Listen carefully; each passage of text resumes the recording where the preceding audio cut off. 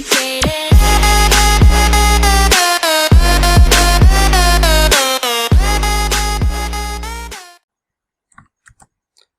Hello guys, welcome to our YouTube channel civil era. आज का हमारा टॉपिक है contours. So let's start today's topic contours.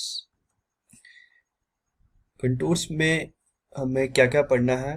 सबसे पहले हमने पढ़नी है कंटूर की डेफिनेशन, फिर पढ़ना है हमने various terms in contouring, then characteristics of contours, method of tracing contour and then सब ऑब्जेक्टिव्स रिलेटेड टू कंटूर। इन चारों टॉपिक में से जो सबसे इम्पोर्टेंट टॉपिक है जिसमें से जनरली क्वेश्चन पूछे जाते हैं वो है characteristics of contour. It is most important,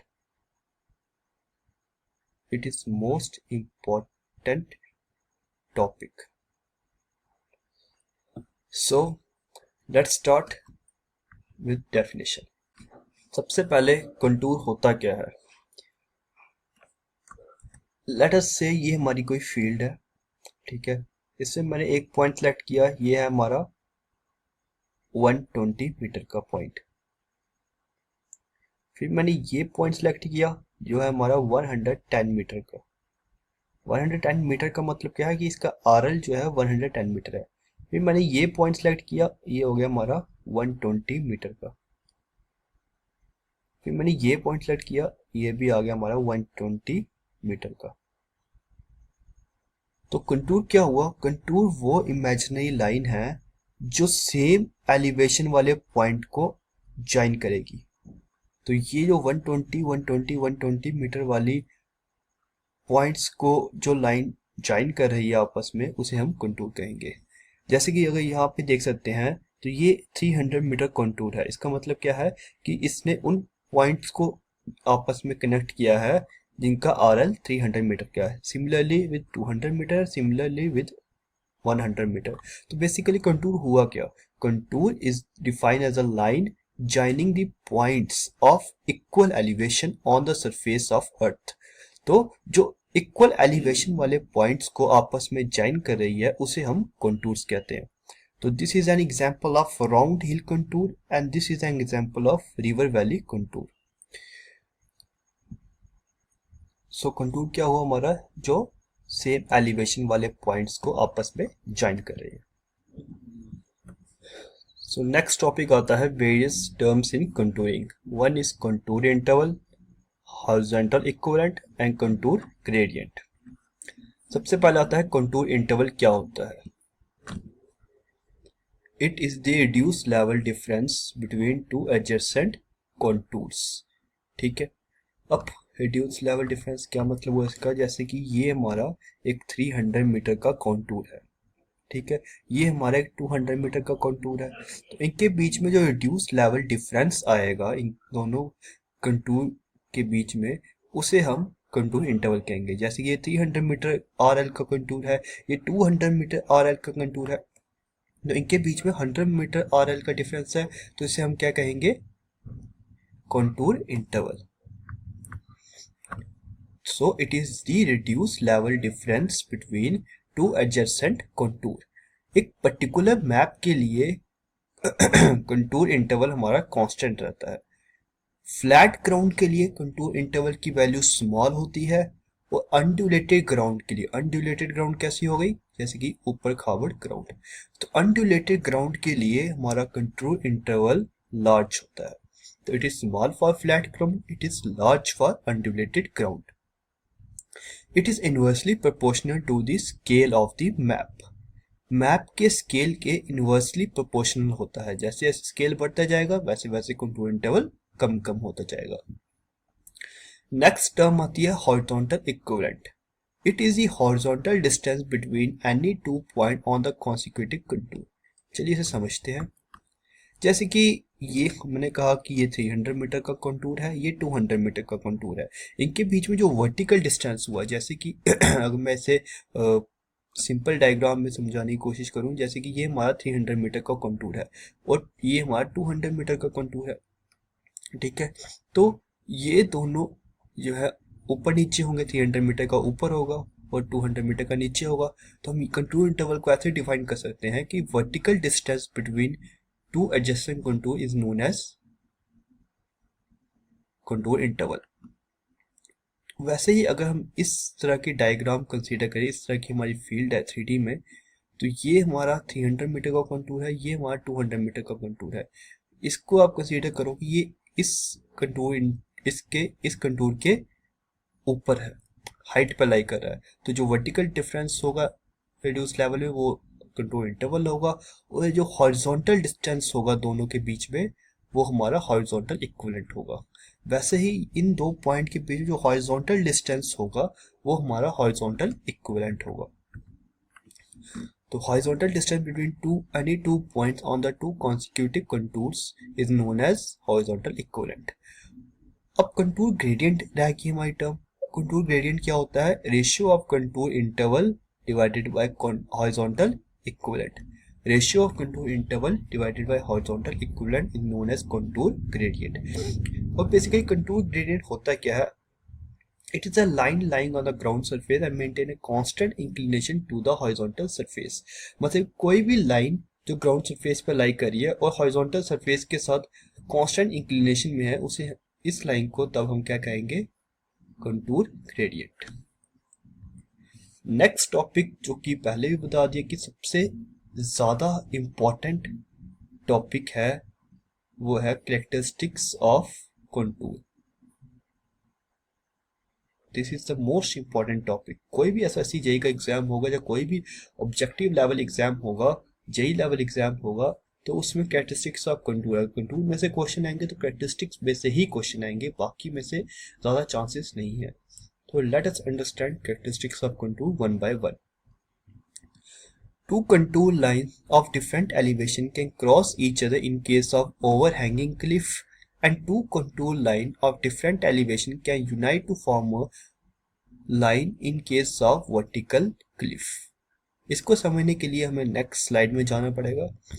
ये है क्लिफ। क्लिफ का मतलब होता है कोई भी पहाड़ी, ठीक है। अगर हमारी वर्टिकल पहाड़ी है, एक होगी हमारी ओवरहैंगिंग, ये आ गई हमारी ओवरहैंग क्लिफ, ये आ गई हमारी ओवरहैंग क्लिफ, ये आ गई हमारी वर्टिकल क्लिफ।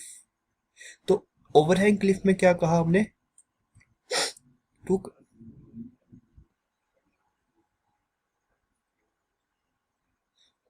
ओवरहैंगिंग क्लिफ में क्या कहा हमने? Two contour line of different elevation can cross each other in case of overhanging cliff. तो ये हमारी ओवरहैंगिंग क्लिफ है। तो जब हमने इसके कंटूर ड्रॉ किए तो उसमें कोई दो कंटूर्स आपस में एक दूसरे को क्रॉस कर रहे थे। तो ये कैरेक्टरिस्टिक्स है ओवरहैंगिंग क्लिफ वाले कंटूर की। और वर्टिकल क्लिफ में क्या होता है कि two contour line can unite to form a single line. This is they are uniting here and form a single line, so that's why they are known as vertical cliff contour। so two contour line of different elevation can unite to form a single line in case of vertical cliff।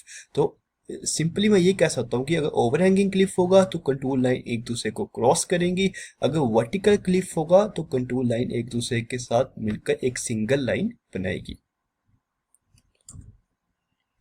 Contour line can close to each other indicates a steep slope. जैसे कि ये एक contour line है, ये दूसरी contour line है, ठीक है, ये तीसरी कंटूर लाइन है, ये क्रॉस नहीं करेंगी, ये बाहर ही रहेंगी, फिर से बना देते हैं हम। तो ये एक कंटूर लाइन है, ये दूसरी कंटूर लाइन है। तो अगर ये कंटूर लाइन एक दूसरे के नजदीक है, पास है, तो ये एक स्टीप स्लोप को, स्टीप मतलब कि ज्यादा स्लोप को ये रिप्रेजेंट करेगी। लेकिन अगर ये दूसरे से दूर है तो एक जेंटल स्लोप को रिप्रेजेंट करेगी। अब जैसे कि ये पहला एक कंटूर है, जैसे जैसे हम अंदर जाते हैं तो जो कंटूर का रिड्यूस लेवल है वो बढ़ते जा रहा है, और अंदर जाएंगे कंटूर का रिड्यूस लेवल बढ़ते जा रहा है। तो जैसे जैसे कंटूर अंदर जाने पर कंटूर का रिड्यूस लेवल बढ़ता है तो ये एक हिल को रिप्रेजेंट करता है, और अगर अंदर जाने पर कंटूर का रिड्यूस लेवल कम होता है तो ये एक डिप्रेशन को रिप्रेजेंट करता है।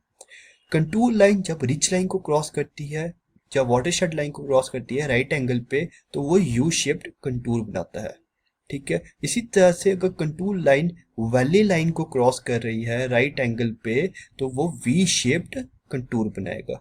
तो अगर रिज लाइन को क्रॉस कर रही है तो यू शेप्ड कंटूर बनाएगा, अगर वैली लाइन को क्रॉस कर रही है तो वी शेप्ड कंटूर बनाएगा। कंटूर लाइन हमेशा आप खुद में ही क्लोज होनी चाहिए, जैसे कि ये है तो कंटूर लाइन खुद में ही खत्म होनी चाहिए। और ये जरूरी नहीं एक कंटूर लाइन जो है मैप के लिमिट के अंदर ही खत्म हो, ऐसा जरूरी नहीं है। जैसे कि हमने पहली स्लाइड में देखा, ये रिवर वैली कंटूर है, ये राउंड हिल कंटूर है, तो इसमें जो कंटूर लाइन है ये with in the limit of map finish हो रही है, लेकिन यहाँ पे with in the limit of map finish नहीं हो रही है, कंटूर लाइन मैप की लिमिट से भी बाहर जा रही है। तो ये जरूरी नहीं कि मैप की लिमिट के अंदर ही रहे कंटूर लाइन, ऐसे कोई कंडीशन नहीं है। सो कैरेक्टरिस्टिक्स फिर से पढ़ते हैं। सबसे पहले क्या पढ़ा कि दो कंटूर लाइन डिफरेंट एलिवेशन की होगी तो ओवरहैंगिंग क्लिफ के केस में एक दूसरे को क्रॉस करेंगी, और फिर दो कंटूर लाइन डिफरेंट एलिवेशन की होगी तो वर्टिकल क्लिफ के केस में एक दूसरे के साथ यूनाइट हो जाएगी। कंटूर लाइन अगर एक दूसरे के पास है यानी कि उनके बीच में रिड्यूस लेवल डिफरेंस कम है तो वो स्टीप स्लोप को रिप्रेजेंट कर रही है, अगर एक दूसरे से दूर है तो वो एक जेंटल स्लोप को रिप्रेजेंट कर रही है।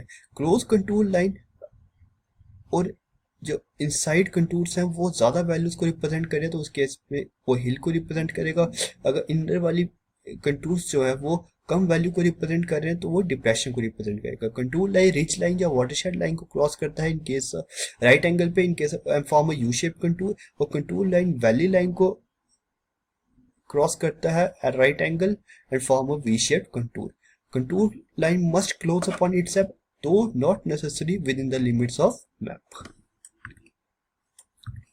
नेक्स्ट आता है लास्ट टॉपिक आज के सेशन का, मेथड ऑफ ट्रेसिंग कंटूर। तो सबसे पहले दो मेथड है हमारे पास कंटूर को ट्रेस करने के, एक है डायरेक्ट मेथड, एक है इनडायरेक्ट मेथड। डायरेक्ट मेथड क्या होता है? डायरेक्ट मेथड में हम कंटूर्स को एक्चुअली फील्ड के अंदर प्लॉट करते हैं, ठीक है। तो here the contours to be plotted is actually traced on the ground by locating the points of that elevation, ठीक है। तो एक्चुअली हम ग्राउंड में जब कंटूर्स को ट्रेस करेंगे तो उसे हम डायरेक्ट मेथड कहेंगे। दो मेथड है, by spot levels and by radial lines. तो स्पॉट लेवल और रेडियल लाइंस क्या होते हैं इनके बारे में डिटेल पढ़ने की जरूरत नहीं है क्योंकि ये काफी ज्यादा लेंथी हो जाएगा चैप्टर। इसके बाद है इनडायरेक्ट मेथड। इसमें क्या किया जाता है, कुछ पॉइंट्स, कुछ सिलेक्टेड पॉइंट सिलेक्ट किए जाते हैं जिन्हें हम गाइड पॉइंट कहते हैं, और फिर उन गाइड पॉइंट का लेवल डिटरमाइन किया जाता है। फिर जो गाइड पॉइंट्स होते हैं उनको आपस में इंटरपोलेट करके हम कंटूर्स ड्रा करते हैं। सबसे पहले क्या किया, गाइड पॉइंट सिलेक्ट किया, फिर गाइड पॉइंट के बाद गाइड पॉइंट्स का लेवल डिटरमाइन किया, फिर उन लेवल गाइड पॉइंट के लेवल को डिटरमाइन करने के बाद जो लेवल हमने डिटरमाइन किया होगा उनको आपस में इंटरपोलेट करके हम कंटूर्स को ड्रॉ करेंगे। तो इसमें चार मेथड है, by square, by rectangle, by grid and by tacheometry. Simply हम ये याद कर सकते हैं कि डायरेक्ट मेथड में हम डायरेक्टली फील्ड के अंदर कंटूर्स को बनाते हैं, लेकिन इनडायरेक्ट मेथड में हम डायरेक्टली नहीं बनाते बल्कि इनडायरेक्टली बनाते हैं।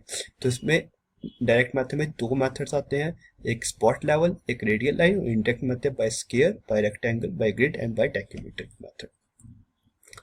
जो ऑब्जेक्टिव्स है वो हम नेक्स्ट सेशन में पढ़ेंगे कंटूर से रिलेटेड। तो आज हमने क्या पढ़ा, सबसे पहले हमने पढ़ा कंटूर की डेफिनेशन, फिर वेरियस टर्म्स इन कंटूरिंग, उसके बाद हमने पढ़ा कि characteristics of contour, and last topic हमने पढ़ा method of tracing contours. So this is all about today's lecture.